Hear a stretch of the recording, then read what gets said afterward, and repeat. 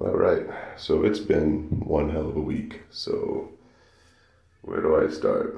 I want to apologize to everybody for not putting anything out recently, but there wasn't much to put out as we were waiting to move on, which we did. We stealth camped it out. This tent, what you see right here, is not ours. It was already there, but it was a good mark for where we could find a hop out and watch the trains in Detroit. After a month, I think it's about 5 weeks, we're still in Detroit trying to find a way out. There was just nothing rideable, or it was moving too fast, and we spent about 2 weeks hanging out here at this hop out, just feeling out the yard, trying out different spots too, but mainly this one, and I just couldn't find anything. So we eventually just packed everything up and got out. We made sure we picked up all our trash and stuff like decent human beings would, but we spent a lot of time in that one area just watching trains, which is cool. I get a kick out of watching trains and seeing all the graffiti, so I can't judge. We did move to another yard in Detroit, in the north side. Found this old caboose. We ended up staying in. There's a bunch of cool graffiti. There's a huge rainstorm that happened pretty much right as we left it, so we went right back to it. And we did get caught that night. The rail cop, started walking up. We saw him from a mile away, and we got out of there. So that was a sign for us. We grabbed the ticket and went over to Fort Wayne on a Greyhound. And we weren't in Fort Wayne too long. We stayed in Fort Wayne. We found some decent spots to camp out as we're checking the yard out as much as we could.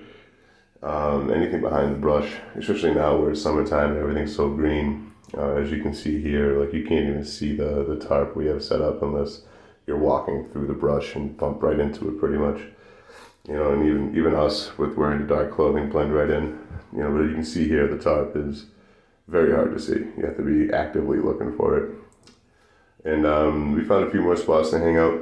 Checked the yard out. Saw exactly how the bulls work, which are very few and far between. They checked the trains before they went out, but they didn't really patrol too much, so we're pretty safe there.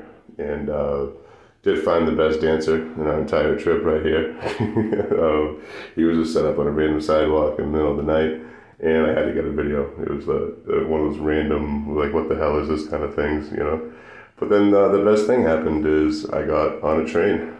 We hopped on. I couldn't fit on the junker my partner got on, so I jumped on a separate one, and then we started moving. We actually got to see a cool fireworks show. It was right next to the train. Like, the train went right next to the fireworks, to the point I was kind of worried about my gear getting a little exploded. But no, it was a good time. It was like, a little celebration for us leaving town, I'm assuming. But from there we went pretty much through the night, 3 or 4 hour trip. We got on probably about 11, and we're broken off by like 3 or 4 in the morning. So at that point, we just laid low and waited till, all the commotion died down, the workers weren't around, and packed our stuff up and got on out of there and decided to escape in the yard. And just walk between the trains, keep a low profile, listen. This isn't the time we have conversations or anything. We stay quiet and we walk, and we just make sure that we don't get caught. From there, we saw that we were at this steel mill, and we got once we got to the mill part, every 30 seconds there was a worker there asking us if we're okay and if we needed to get out. We're like, yeah, which way to get out of there? And they gave us directions, and then we got out of there. A few things happened after that. We got a ride from a truck stop nearby into a nearby downtown area, which is where we find ourselves now, in Columbia City. Plenty of great people over here, and now we're just trying to plan our next move.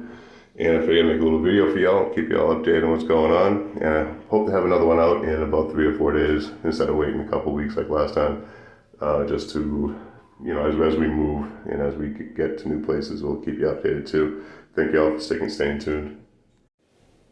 And as always, I want to thank everyone who has donated to the bail fund.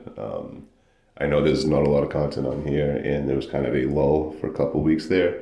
Even the blog was slowed down because we weren't going anywhere, and I don't want to provide crap. I want to tell you guys interesting stories as they happen. But again, thank you for everyone who's donated. We are in talks with a lawyer company group, like a network of lawyers, I guess, where they will we can keep them on retainer for a cheap amount per month. And then if we do get in trouble, which inevitably we will, it's the bull's job to catch us, and it's our job to get away from the bull.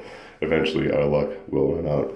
But just thank you to everyone who's donated. It goes a long way for little hotel room stays once or twice a month, general gear replacement and stuff like that. Like I know my bag's on the way out, and it's a comforting feeling knowing that I can replace it before I actually go and find work, which is where we're headed next to try to get as south as possible to Louisiana to help with the hurricane relief and make a little money while doing it, hopefully. But again, thank you for everybody who's donated through PayPal. We really appreciate it.